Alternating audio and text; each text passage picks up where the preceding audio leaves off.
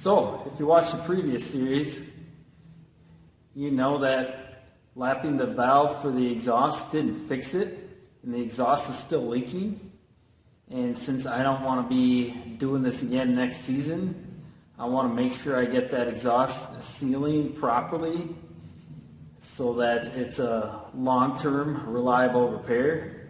I'm going back in. I'm rechecking my work, and I'm going to plan on cutting the valve seat and the valve to true everything up and make sure that it seals properly. So I've got to tear it back down again. I'll do that off camera, and then we'll come back when it's time to start cutting. Okay, so I got the engine torn back down so that the valves are exposed and about ready to come out. But before I pull them out, I wanted to show that I was not sitting on the compression release mechanism when I was doing my testing. If I move the flywheel back and forth here, you can see how the valves don't move. That's because the piston is at top dead center of the compression stroke and not valve overlap. So if I back up the engine, okay, you can see that as the piston goes down, my intake valve comes up because I was going backwards. So now if we stop and we go forward, the intake valve is closing, which means my piston is going to hit bottom dead center, and then it's going to start coming back up.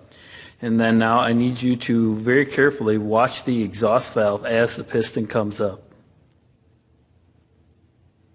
I don't know if you saw that. Let me back that up. Right about there. Right there. The exhaust valve opened up just a bit to dump off some of those compression gases, but then it's fully closed by the time the piston reaches top dead center of the compression stroke.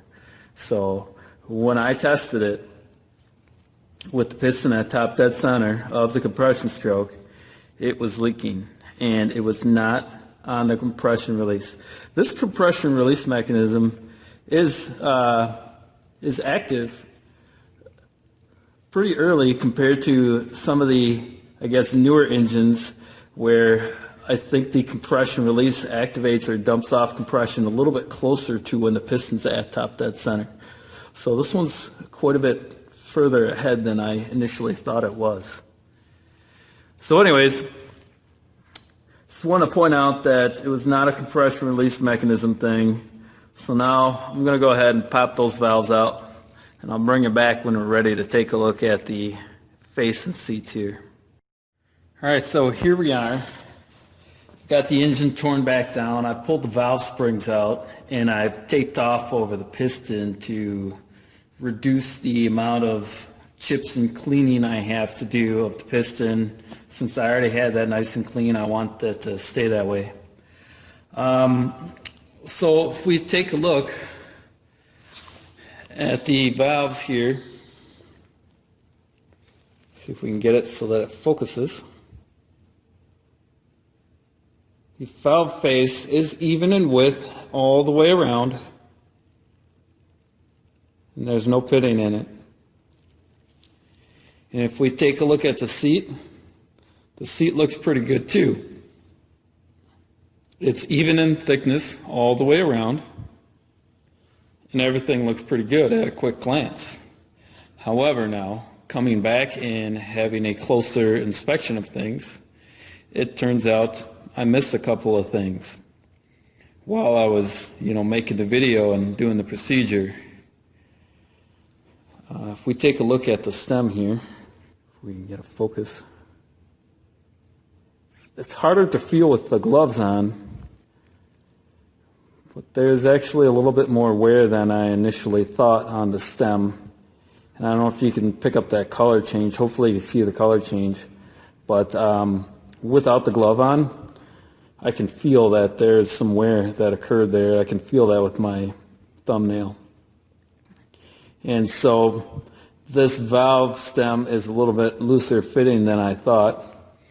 And with the oil wiped off the stem and washed out of the guide, you can see that the valve guide clearance is very apparently excessive. And so that's going to make it harder for this valve to come down and sit flat and square on the valve seat and get a good seal. Okay? So that was miss number one. I did look, and a lot of websites have discontinued or labeled the exhaust valve as discontinued or obsolete. However, I did find one listing for a valve on Amazon that supposedly replaces this Tecumseh exhaust valve. So I'll have to look into potentially getting a new valve.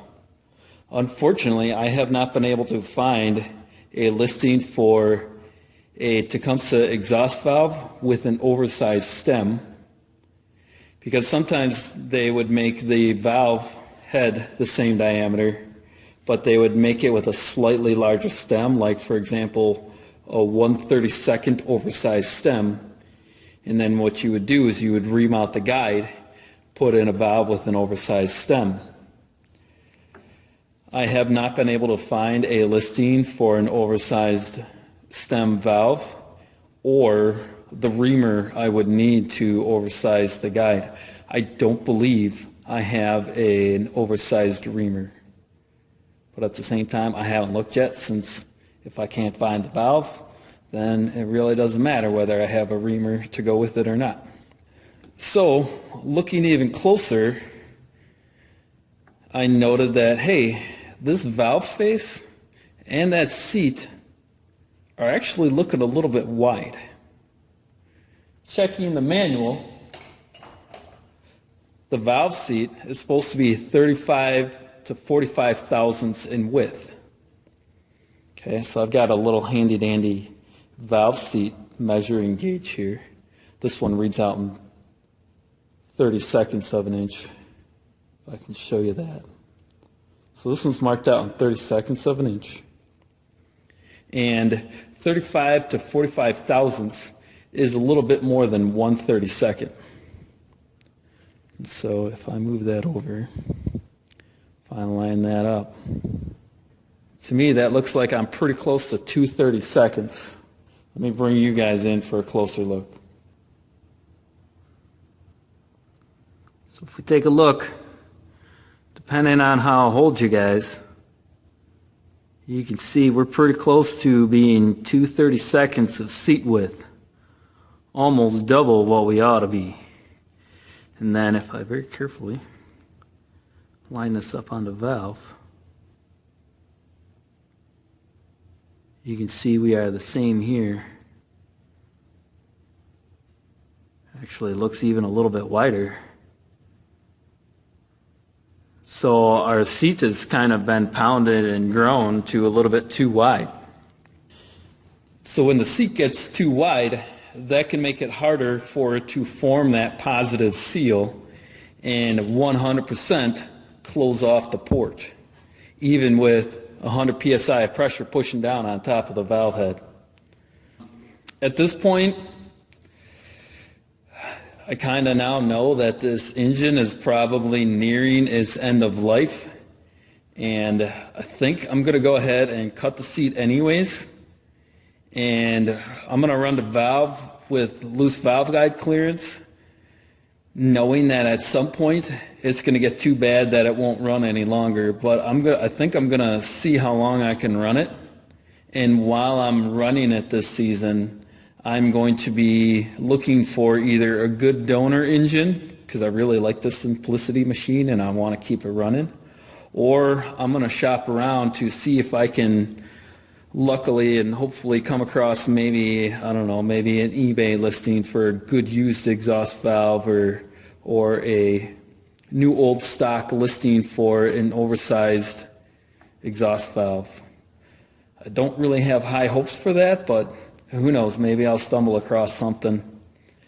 So I'm going to go ahead and cut the seat anyways and get it as best as I can with the tools that I have in the shop today, and hope I can maybe find the right parts and tools to properly repair it, or a good used engine to replace it.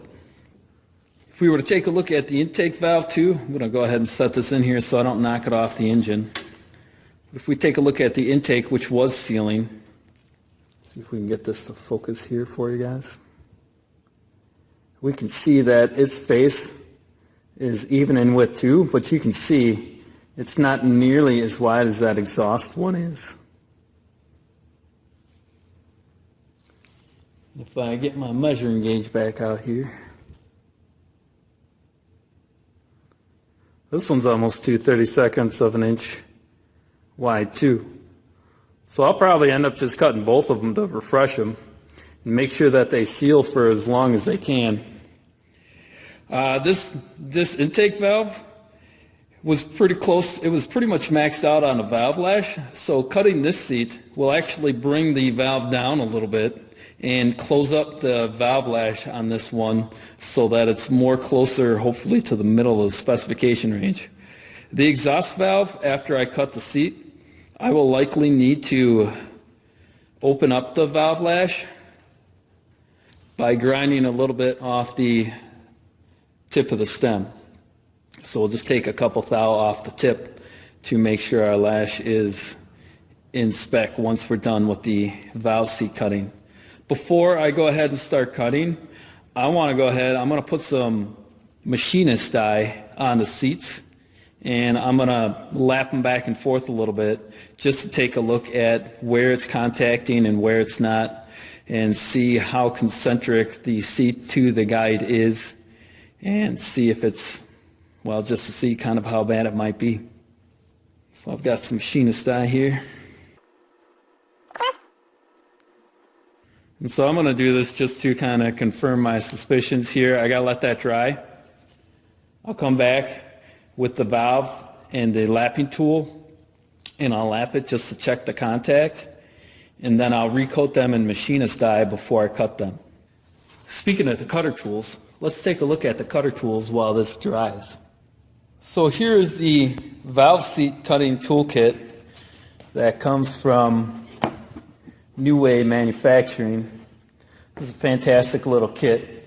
It's a little bit much for the DIYer that's going to only do one engine, but if you're going to do a few engines, or every once in a while you get one with a bad seat, these are well worth the investment. The cutter that we're going to use is going to be this one right here, and that's because this one is for 46-degree seats, which is what's specified by Tecumseh for those HS50s. And then this is going to be our valve guide pilot that we're going to use, and this is for a 1/4 inch stem. And then we need a little handle so we can install and remove our pilot, a brush for cleaning our carbide cutters to make sure that they're clean and they leave a smooth finish,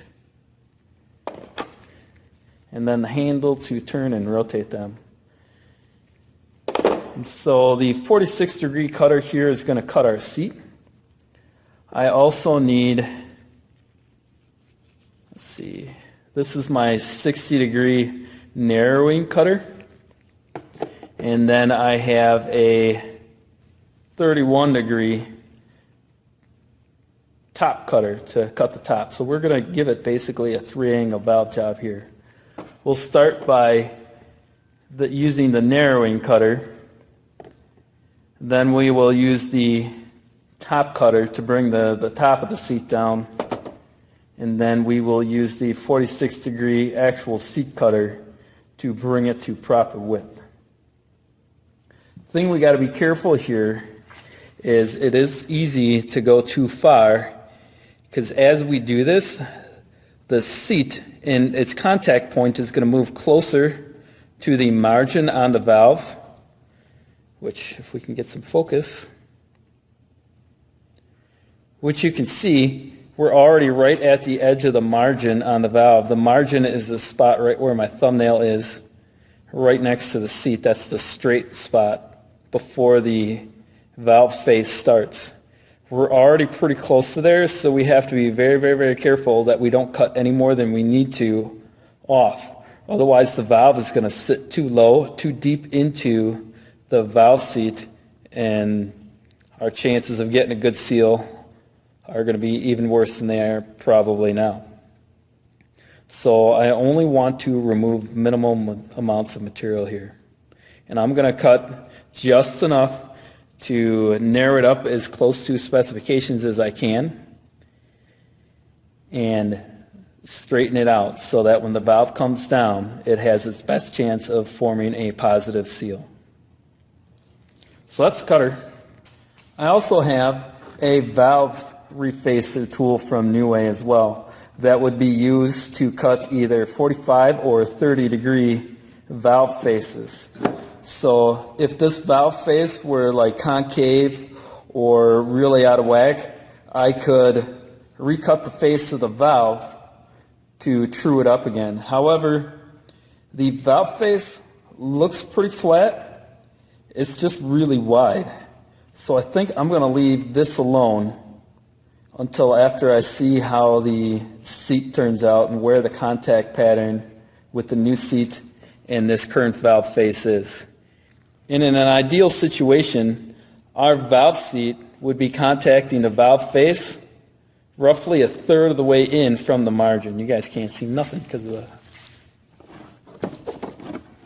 So let me move that out of the way here. So in an ideal situation, our valve seat would be roughly a third of the way into the face, and we'd have 2/3 of our valve face underneath the valve seat contact point. So I'm going to wait till after I cut the seat once very lightly to see where that contact is before I decide to do anything about this valve face. Okay, so with the machinist die dry, I'm going to drop in my valve gently, stick my suction cup to it. I'm just going to spin it back and forth.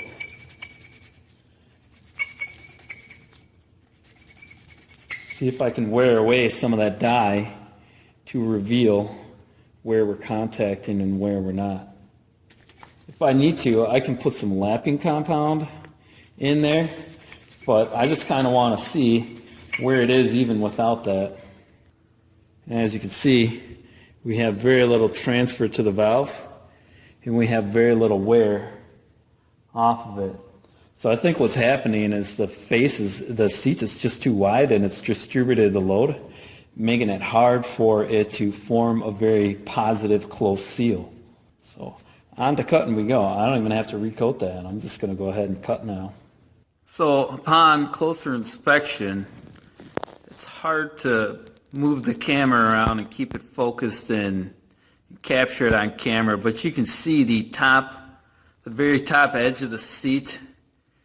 The dye has been worn off by the valve, and it only seems to be contacting it at the very top of the seat and a little bit at the bottom. You can see kind of off to the far side and to the right a little bit. There's a bit of a bare spot near the bottom of the seat.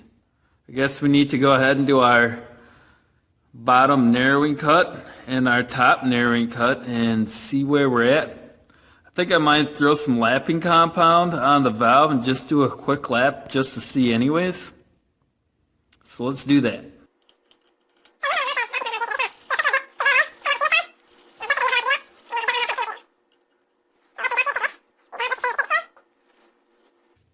And so yeah, it pretty much wore off all the machinist dye on the seat.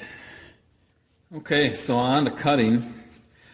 Because I'm going to be making some metal shavings, I'm going to attempt to pack the valve box with some paper towel so that less gets down through the guide and into there, and then I'm going to end up blowing out the ports with compressed air to clear the shavings before I pull the pilot.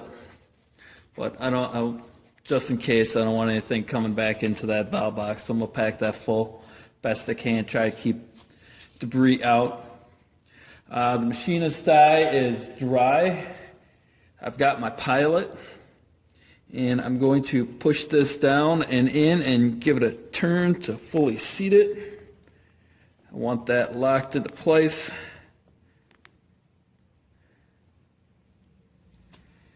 Okay.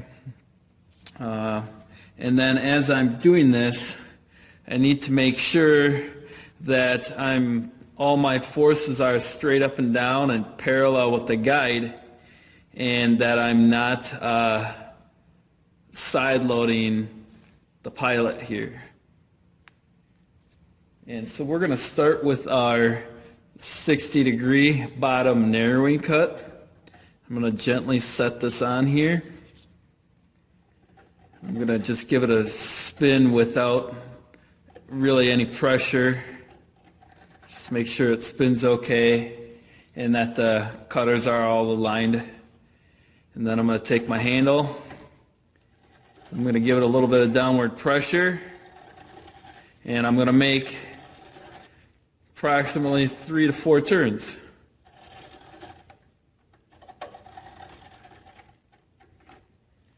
And then I'm going to just spin it lightly to kind of clean it up and smooth it. And then I can lift it up and see my progress here. You might be able to see it as well. If you take a look, I've got kind of a light gray ring at the bottom of the seat there. That's where it's been cut away. It's only a few thousandths wide. I think I'm going to take a couple more turns off.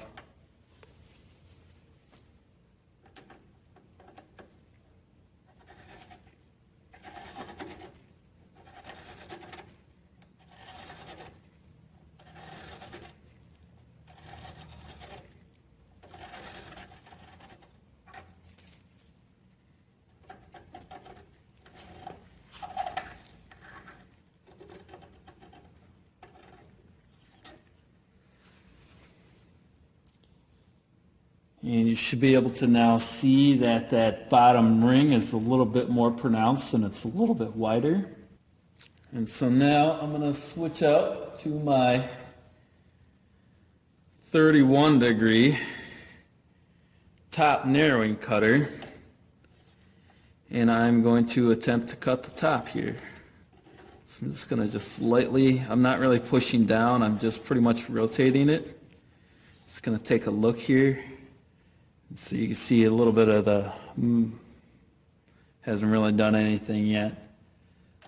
So I'll put this down. So when you're using this, you want to make sure not to drop the cutters onto the seat because you don't want to scar the seat and end up having to remove more material than you plan to.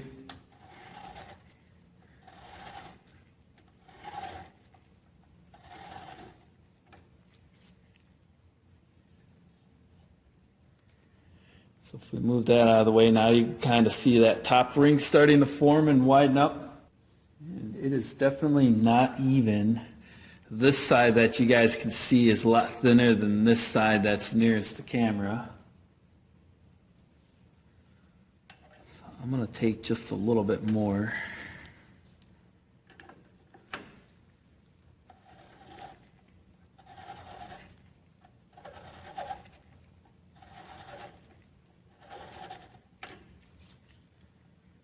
I'm just going to spin it lightly to kind of smooth out the pressure fluctuations. And so you can now see just how narrow the seat on this side is.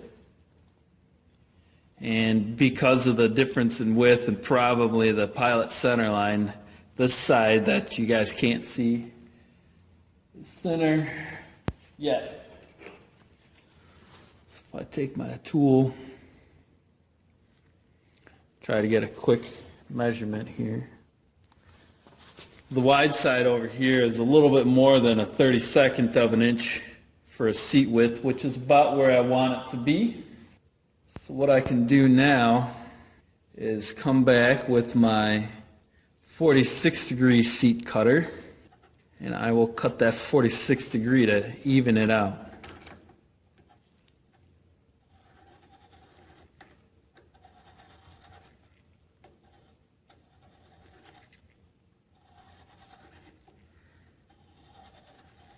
Just trying to keep light, even pressure. Don't really want to remove a whole lot here. So you can see I didn't quite cut all of the machinist die off this back side here. So I may have to repeat the process to kind of true up the seat yet. So I'm going to take a little bit more off the bottom for the bottom narrowing cut with the 60 degree. We'll do the same thing with the 31 degree top narrowing cut. And we'll come back and I'll finish cutting the 46 degree seat.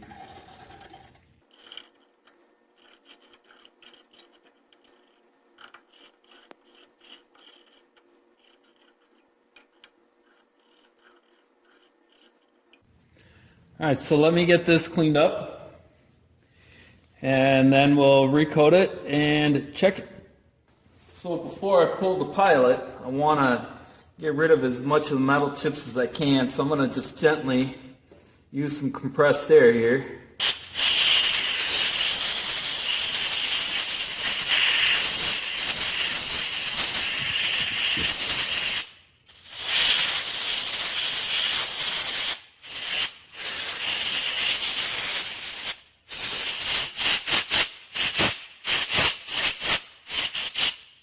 So now with the chips gone, I pull my pilot. I have a little bit of dye left on that very far side. So before I do a final cut, I am going to put the valve in and just recheck it and see how much more has to come off. Of course, got to pull those so that the valve can go in. And now we wait for the dye to dry. So now with the dye dry, I'm going to go ahead and I'm going to put the valve in without compound, spin it back and forth just to see how things look, as well as I'm going to need to take a lash measurement to make sure that we still have at least some lash and that we're not sitting on the tappet. Alright, so far progress is slow. But I'm going to check my valve lash and make sure I have at least minimum valve clearance here. So I got my 4/1000 blade. And I have, while pushing down on the valve, I still have at least 4/1000 of lash. So I'm going to just try to do this some more. Get that kind of rubbed off here a little bit yet. See if I can see anything. Okay, I don't know if the camera's picking it up or not, but the machinist dye is definitely thinner and lighter on the more recently cut seat.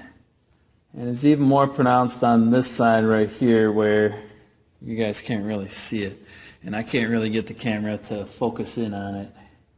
So, I think what I'm going to do is I'm going to put this back in here and I'm just going to give it one more very quick, small, light cut.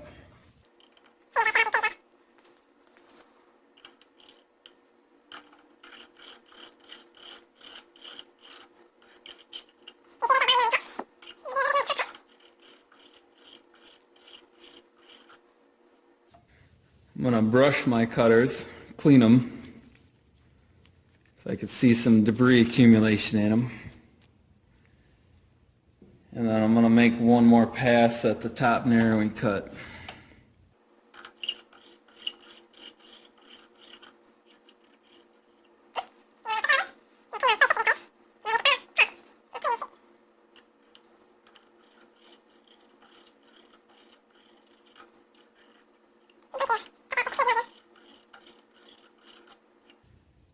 Got just a smidge of purple on this side that remains, but this side is all gone. Alright, so let's blow that up. So I'm going to blow this out again.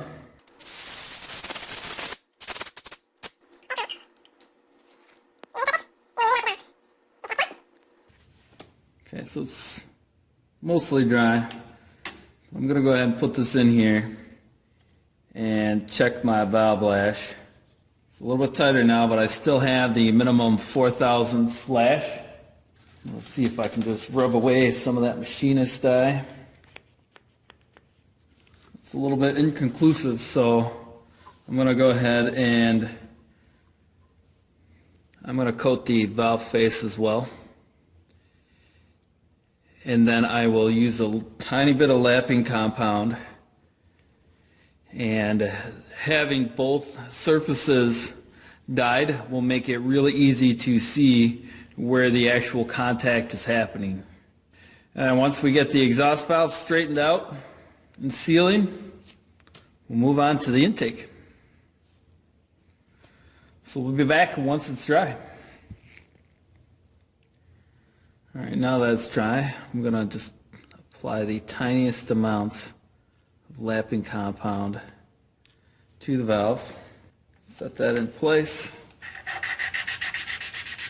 Light pressure back and forth just a little bit. Pull this for clean. There, now you can see how much narrower the seat is right there. See if we can rotate this around. And see, I got a bit of a wide spot here yet. And then it gets narrow again. So my seat geometry is better, but it's still not quite 100% concentric.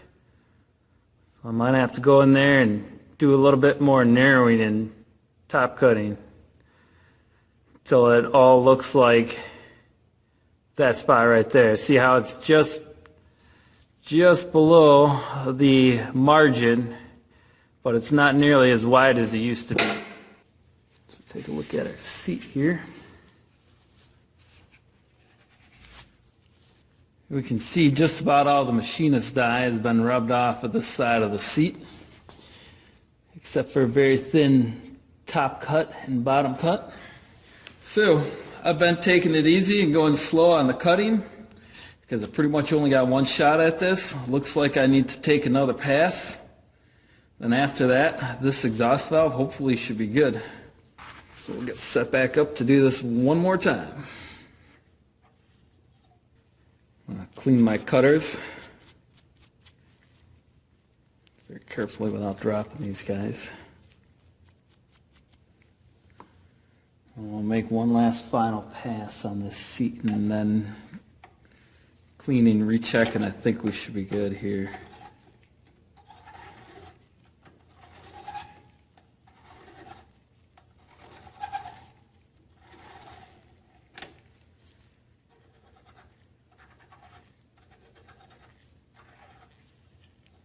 This off.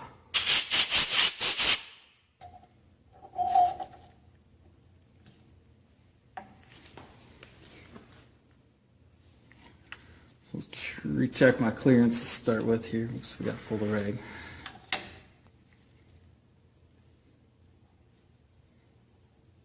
Still got a minimum of 4 thou of clearance.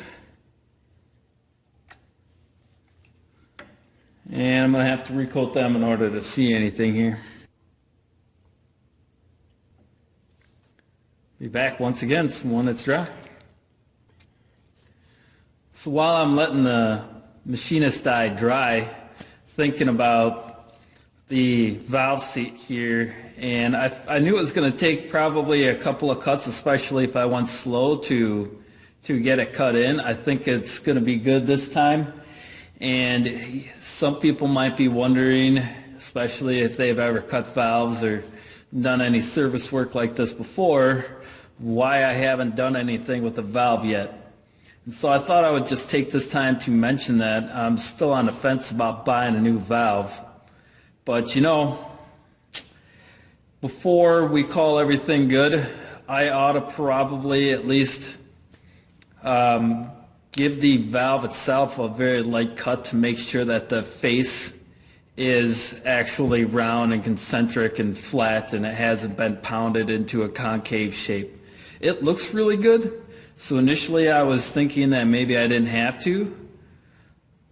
But let me show you the valve refacing tool from New Way, and we'll just do a quick cut on a valve and clean it up a little bit too. So let's go set you up at the vise.